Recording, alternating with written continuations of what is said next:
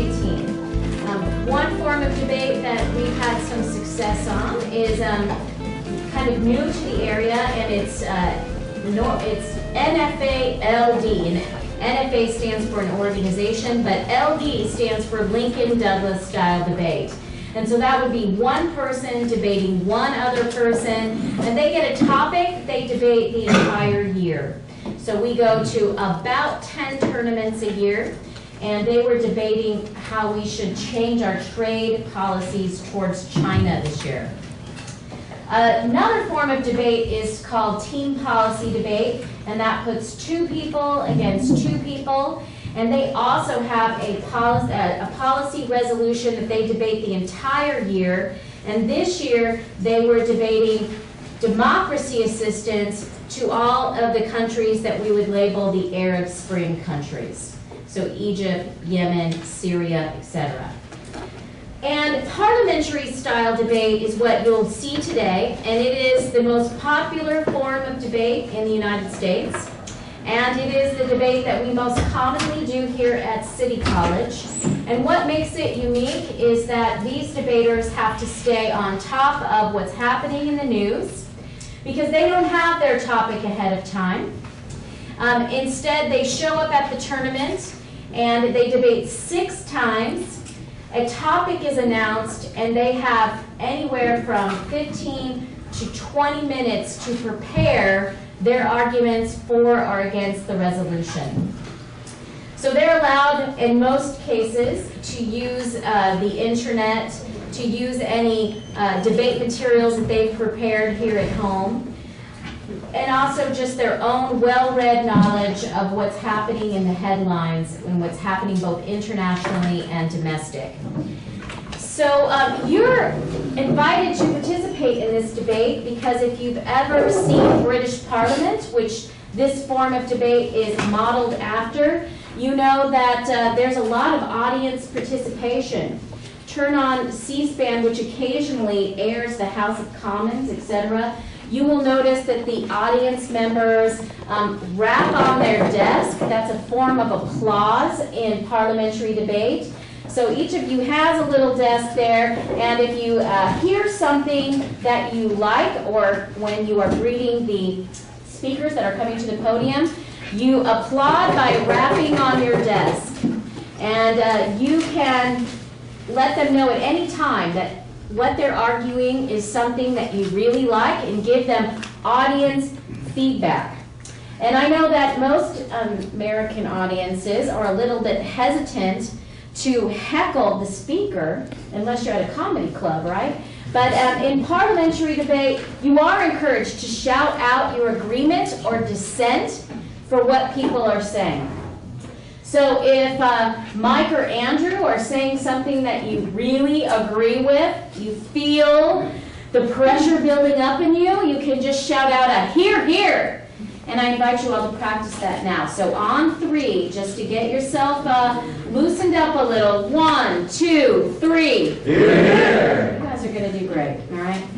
But say Mike and Andrew are doing something that you find distasteful. They're saying something that you disagree with.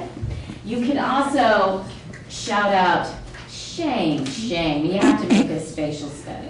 Shame, shame. So let's practice that. 1, 2, 3. Shame, shame. Exactly, exactly. All right. So feel free to rap on your desk. Shout out "hear, hear." Shout out "shame, shame." They're supposed to take in how the audience is reacting to their arguments. That may alter their behavior. It may not.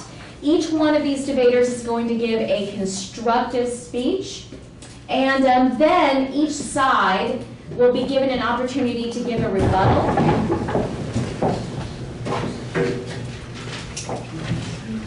So welcome everybody. Thank you for our opposition for coming, and thanks to my lovely debate partner and all of you for watching our lovely debate.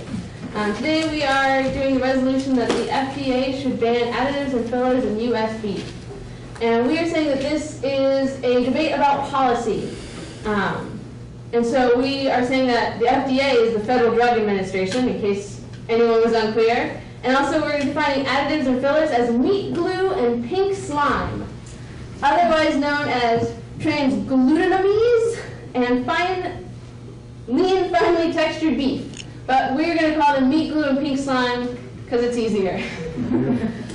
When you're thinking about who's winning this debate, we are going to say that whoever brings up the most net benefits to human health is the best side to vote for this debate. So our first thing of why we need to ban these meat glue and pink slime is that it is deceitful to the consumers. In meat glue, you can basically glue little pieces of meat together and make a filet mignon. And then you can sell it as a filet mignon for $40. And then you can buy it for $40 thinking you just bought a filet mignon, when really you just bought a whole bunch of little pieces that were glued together. The other issue is that this is a public health concern. When you glue two pieces of meat together, the bacteria that's on the outside of this piece of meat and the bacteria on the outside of this piece of meat are now in the middle and are now harder to get out when you cook it. So it makes it so bacteria is more entrenched into the meat and it's harder for us to get out. So there is more risk to human health. Yes? Has anyone ever gotten sick from this that you know of? I do not know if anyone has specifically gotten sick from meat glue, but many people get sick from meat, and we do not really have a way to distinguish which ones have been glued together or not because we don't label them.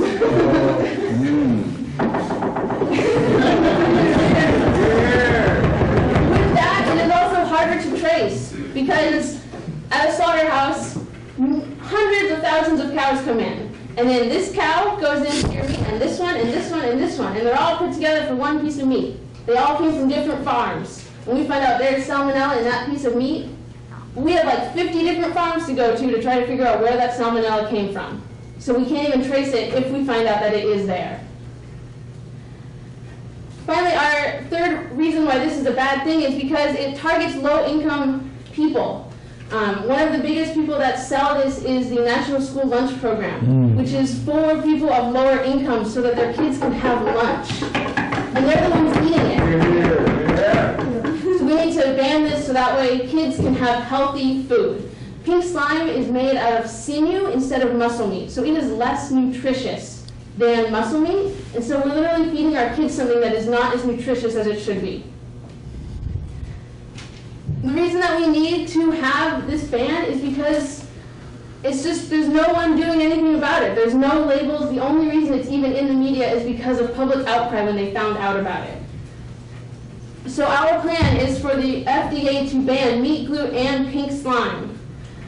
Now with this, many say that there are reasons to have it, that we should sell it, that we shouldn't waste things. But we can still use this meat in soup and stews, in stroganoff, paella, stir-fries, salads, anything that just uses pieces of meat instead of whole big chunks of meat. So we can still feed many people through making soups and not wasting this meat that is there and can be used, especially the meat that we glue together is regular meat. And then we would have still profits from it. We would still be able to save cows and not waste them. And so this plan will work to help not only fix all of these problems of lying to consumers, all the public health problems, and the fact that it targets low-income people, and make it so it is healthier and beneficial to everyone instead. And so that is why our program will be enforced and funded just through normal means. We won't have to change anything or make it more friendly. We're just going to say, instead of mushing this meat together, we're just going to make it into soup. So our plan will solve because we won't be using this and making it so bacteria is glued into our meat, and we'll be able to trace outbreaks because we will know where the meat comes from, because all of these pieces will go into soup, and then we'll be able to say that the soup is good. It's wonderful because it won't have the bacteria of the salmonella glued inside it, which is something we don't want.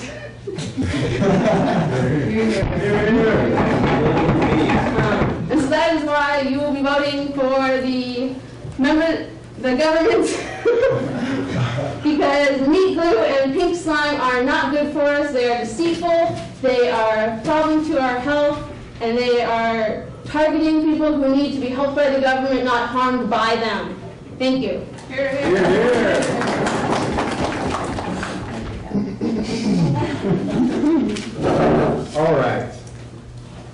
All right. Again, thanks everybody for being here.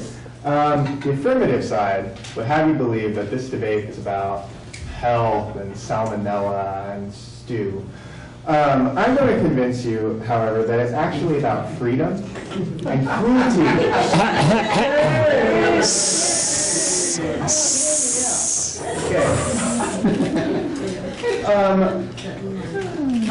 Okay, so let's look at their first contention, which is that, well, the status quo is deceitful because there's a lack of proper labeling of things that have been, modified in various ways, such as, gluing or, slime, pink slime, or what I prefer to call it, lean, finely textured beef. Well, this is an argument about labels. It's not an argument about banning something. I mean, if you have a problem with seatbelts, you don't ban the car. You fix the seatbelt, right? So let's say maybe we should be having a discussion about properly labeling what we're consuming. I'm all for that. But banning something, that's a limit of personal freedom. First meat glue, what's next? Hot dogs. I mean, it's really obvious here. What's in a hot dog? Does anybody know exactly what's in a hot dog? Anyone? Raising hands. If everyone can list all the ingredients in a hot dog, you're all liars. Right?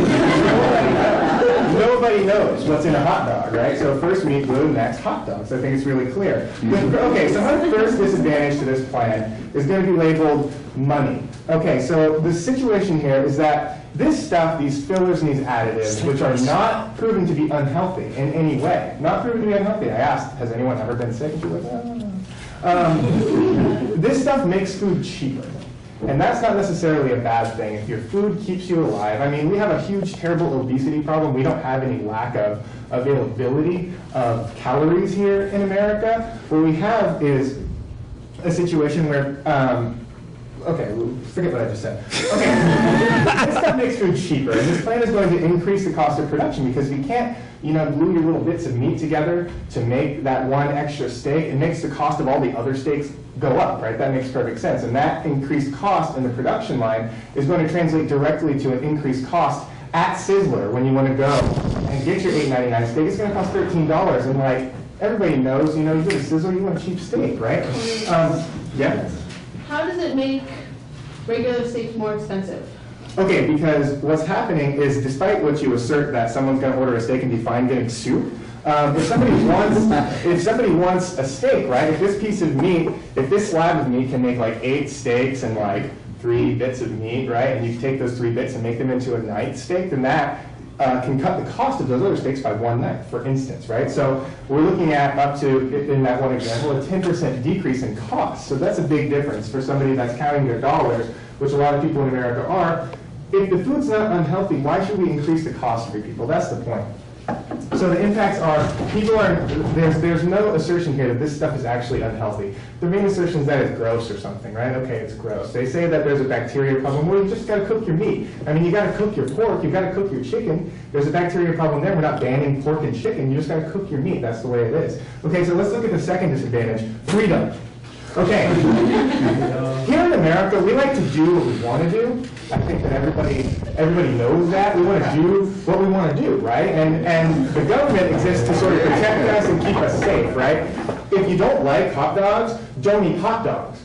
It's not if you don't like hot dogs, don't let anyone else eat hot dogs, right? If you don't want to eat your meat glue and you don't want to eat your lean, finely textured beef, which is delicious, that doesn't mean you should stop. That doesn't mean that you should eliminate the option for other people. If they want some cheap, delicious meat, they should be able to get cheap, delicious meat. If it's unhealthy, that's one thing. But in the status quo, we already keep the unhealthy stuff out of the general public. So this plan is only going to limit people's freedoms totally unnecessarily. Just because it looks gross to us here in San Francisco doesn't mean that Westerners shouldn't be allowed to eat it. Yeah, right? Okay, so let's look at disadvantage 3. Cruelty. Cruelty. More animals are going to die from this. She asserts again that well, it's going to be what somebody wants in steak, they can make up for in stew. I don't think that's necessarily true. When I want a steak, I'd rather eat a meat glue steak personally than eat a stew, right? Because I've been to Sizzler, I've eaten meat glue for sure, and I'm fine.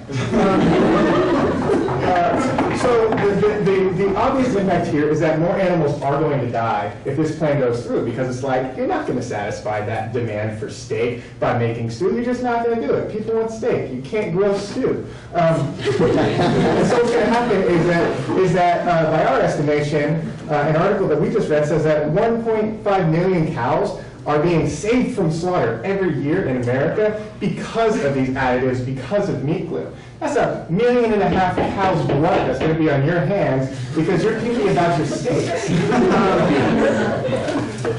So now let's look at their arguments, right? So they say that it's deceitful because it's not being labeled as meat glued filet mignon. It's just being labeled as filet mignon.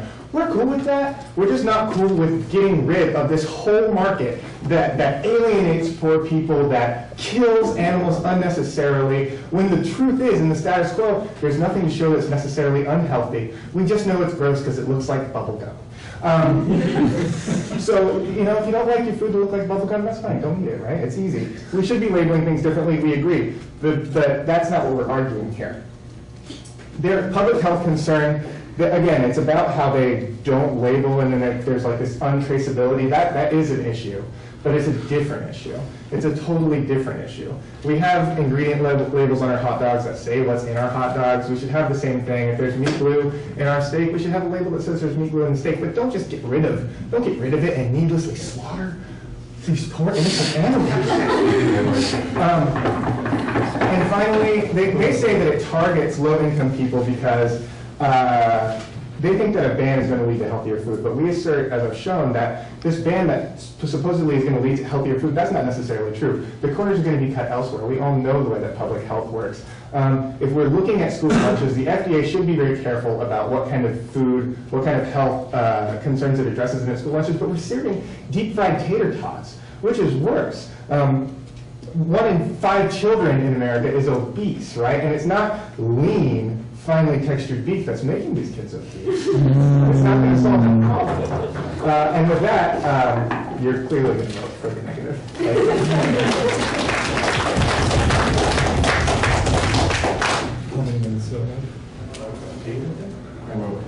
How many minutes, Christina? 7. You have to be 7. Well, good afternoon, everyone. My name is Sergio. Thank you very much for being here today.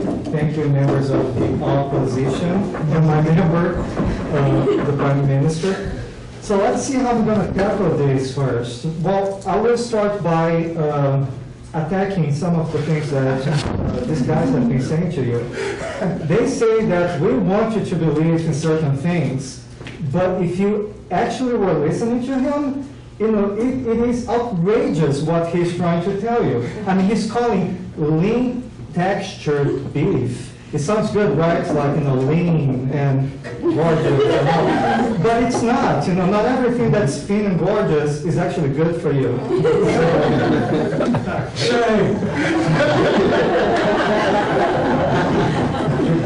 So let me start with the point of freedom. So what is it about freedom? What kind of freedom you're going to have when you attach to some IV in a hospital because now you have a high dose of E. coli in your body? I don't call that freedom.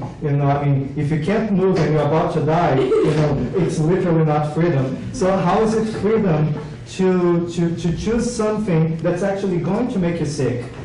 They say that's not going to make you sick, but it is, including the USDA have said already that in the meantime, this is a quotation from them on an article from May 2, 2012, when they say, in the meantime, authorities have drawn up an attack plan for another meat-based concern, which is E. coli. So they are aware of the fact that although it has not happened yet, there is a big possibility, because if you're gluing pieces of meat together, this substance that they're using, meat glue, it's non-thermal, which means you can actually even deep fry mayonnaise if you want, and the mayonnaise is not going to melt. So that's what's going to do to the bacteria. If some piece of meat has E. coli in it, you're gluing the E. coli together. By gluing them together, now they have enough heat in there to start growing even more. When you eat it, then you're screwed. And And that's not something you want to do, and does not meet with freedom at all. And that's why when my partner said it is a deceit, to all of you here today and the American population, it is not only financially in your pocket when you think you're eating filet mignon, but probably you're eating some piece of dog meat from a bonus plate.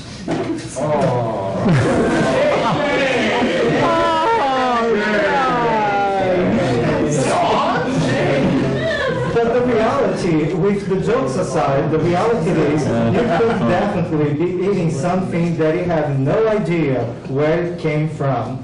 I mean, those pieces of meat are just being deemed not for human consumption in the first place. They usually go for the dog food industry to use them to prepare dog food.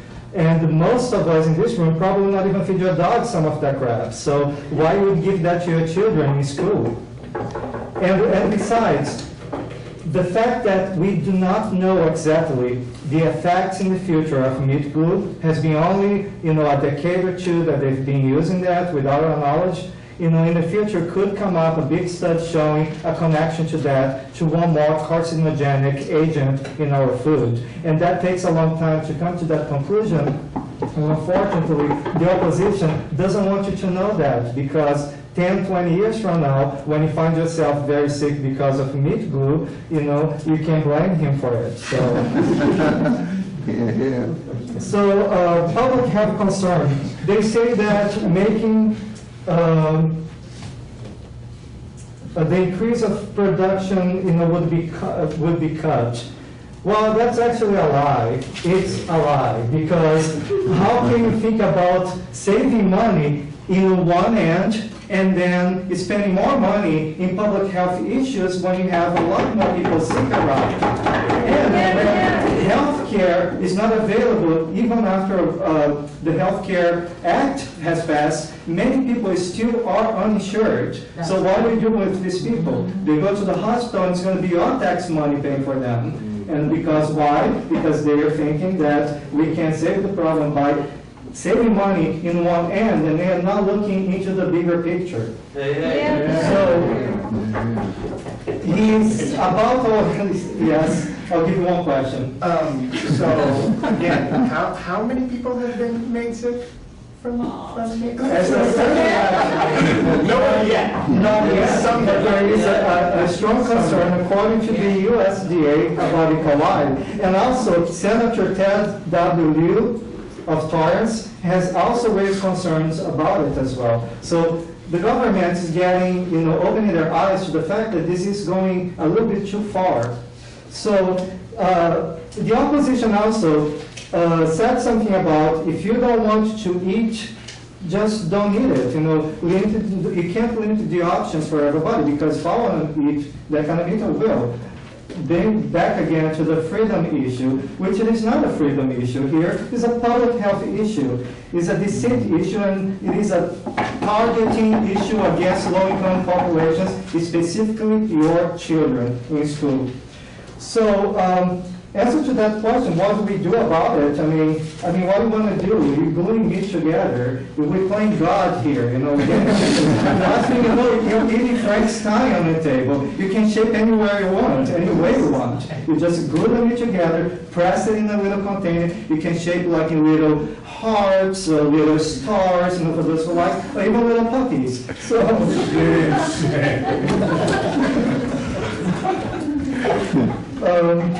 cruelty, that it is causing more animals to die. Well, do we have to kill more animals? Why can't we just devise a program where we can teach people to still eat your meat, but eat consciously? You don't want to drink your alcohol until you pass down in front of your friends in the bathroom half naked. So why would you eat meat until you get sick or a heart attack? So we need to learn, have more programs teaching people the effects of eating too much meat. So if everybody's eating less meat, then the problem is solved. There are no more cruelty to animals, and 1.5 million cows won't be needed anymore.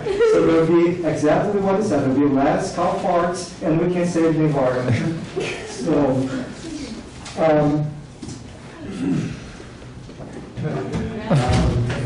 Inside the picture. I want to thank everyone for coming today and taking your time out of class, which I'm sure you prefer that in some ways. We are here to discuss additives and fillers in beef, just specifically beef. The reason I'm bringing this up is because these additives and fillers, even if you look for them, are going to be in your chicken, they're going to be in your fish, and they're already in your body. You've been eating them. Well, that's just the truth.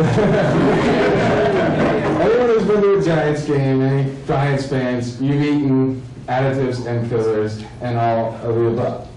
So, I don't want you to let the affirmative paint this picture where suddenly your kids are going to be so healthy and they'll be running up Bernal Hill in 20 minutes. You know, it's not going to happen. What is going to happen if you vote for them, though, is that we're going to have a government that now has to enforce a huge billion-dollar industry in beef to make sure that every pound of beef doesn't have a single speck of any of these things we're talking about, which is going to get into the main first point that us on the opposition have. It costs money. That's just the reality of the situation.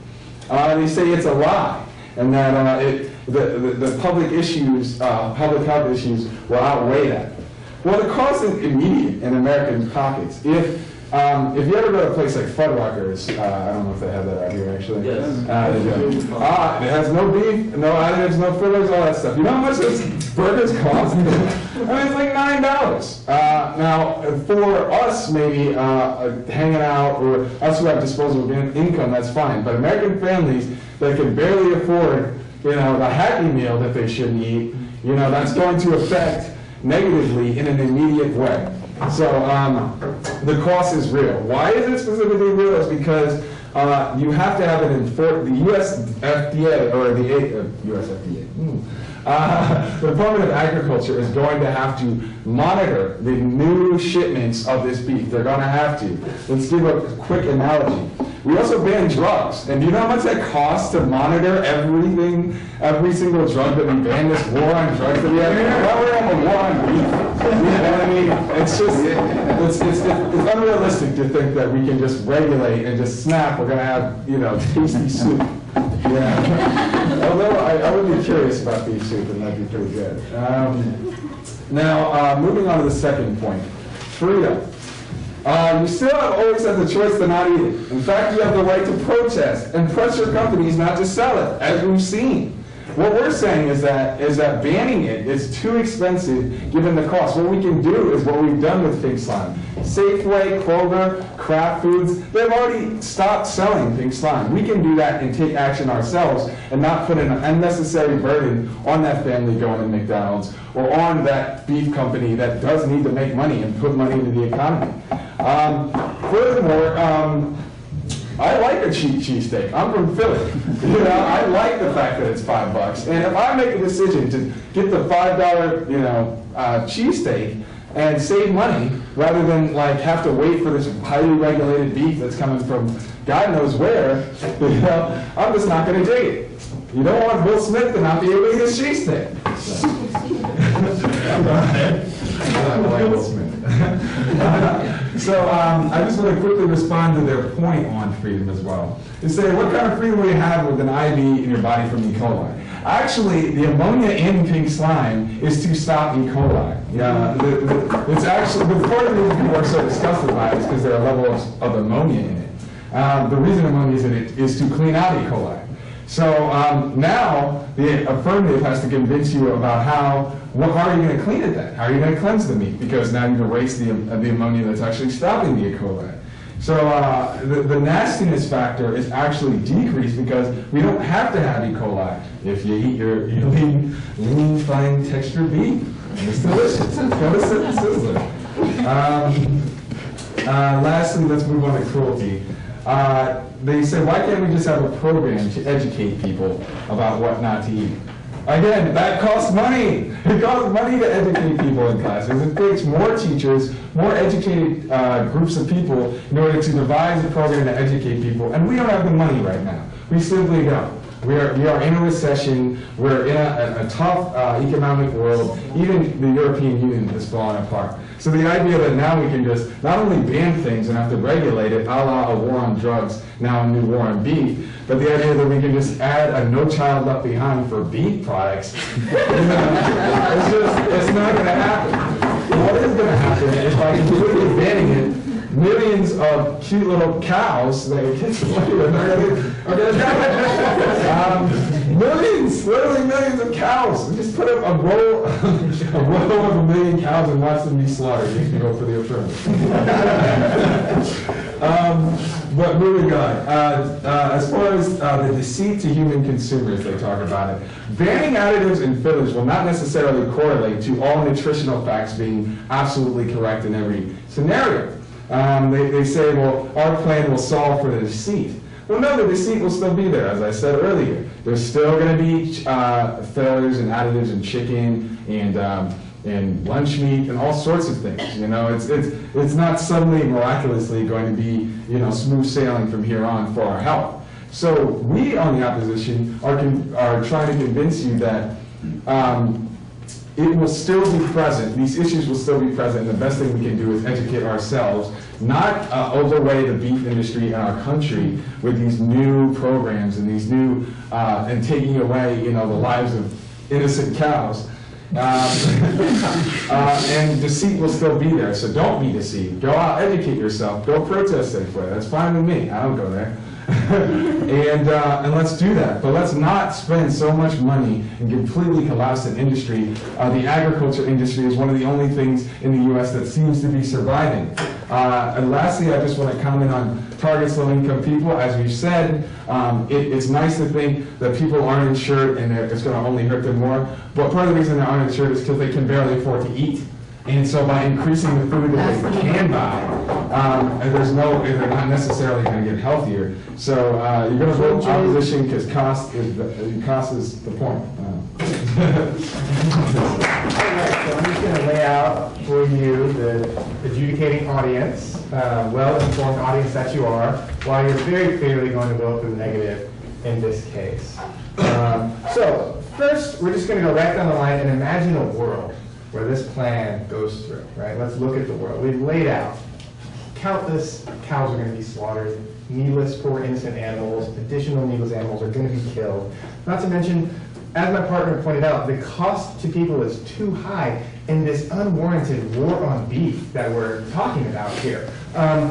Basically, what we're looking at is a potential of a preemptive strike. They say, well, nothing bad happens because of it that we know of, but someday, something bad might someday happen because of it, so let's just eliminate the possibility of the problem by taking away your freedom of choice and just giving you one option that we know for sure is healthy. No, that's not the way it works. You should be dealing with the problem as the problem exists, not making some kind of preemptive action just in case something bad is going to happen. They don't even have one example of one person that's been on an IV because of E. coli, but yet that's the example that who knows, maybe 20 years down the line might come up. I don't think so. The cost is way too high to make that kind of preemptive decision. Let's not find out. That's totalitarianism.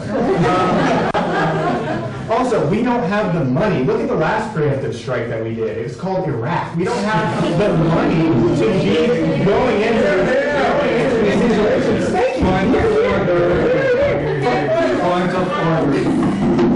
Iraq is a new argument. That is true. Fine, ignore everything I said. Ignore Iraq. Go ahead.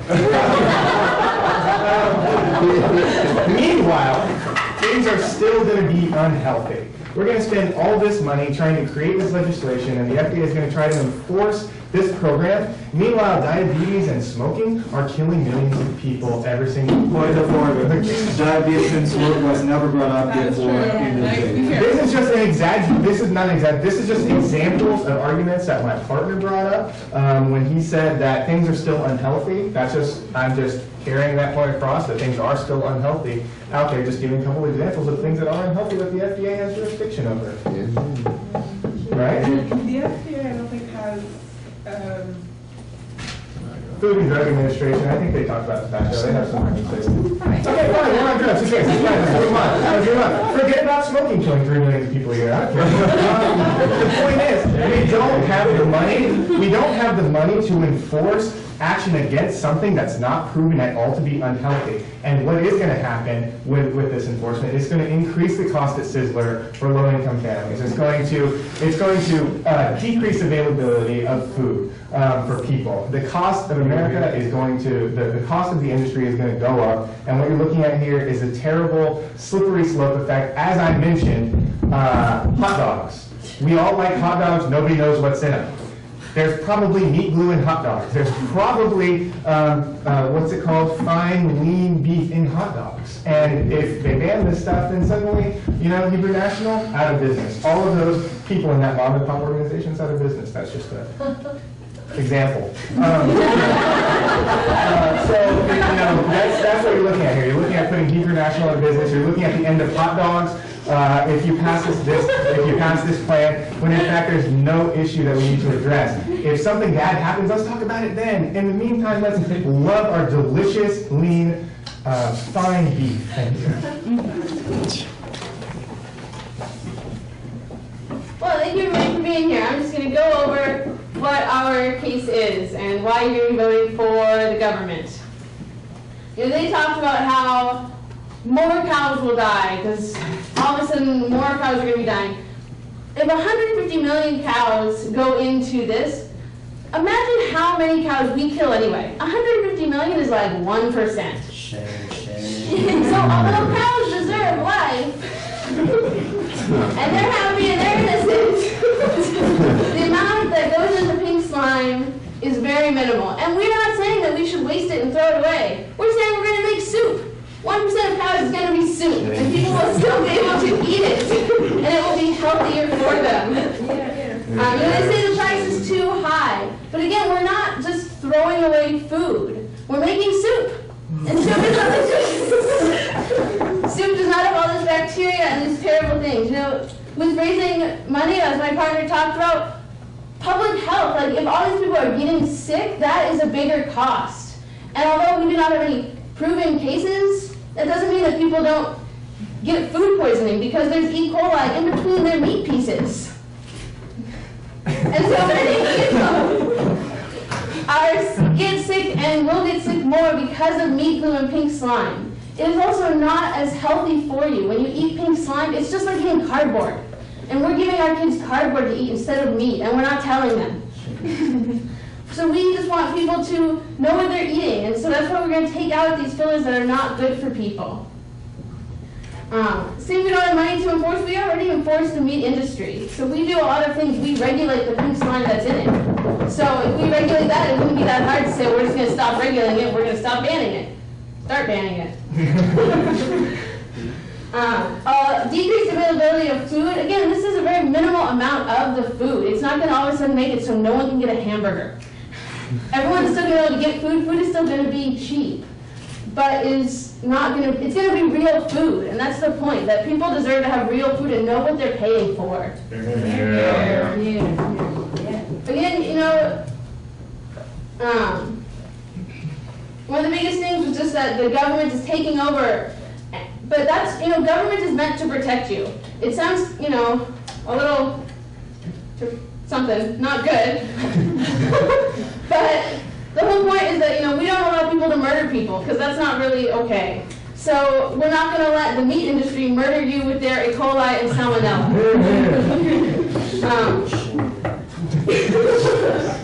The slippery slope effect. Hot dogs are not pink slime. They're not meat glue. They are congealed meat that makes it so they are all boiled and healthy for you in their boiled meatness. And so you are still allowed to eat hot dogs. Another thing they talk about is that the beef industry, that there's still other meats out there, but the beef industry can be our first one that we then can move to the other ones. And we can start with the beef industry and make it better and then move on to others. And that is why you vote for the affirmative. I want to thank our board here. And so I'll refer to this team as Team Soup and Team Hot Dogs. We ask that you base your decision on who you think did the better debating, not necessarily how you agree on, if you agree or disagree on this issue, which I think I might know how this audience feels. So if you think Team Soup did the better debating, shout out here, here. Here. If you think Team Hot Dog did the better debating, shout out here, here. Here. Wow, that might be a tie. Yeah. Just get close. What? Just give them both cake. Yes, we'll allow them.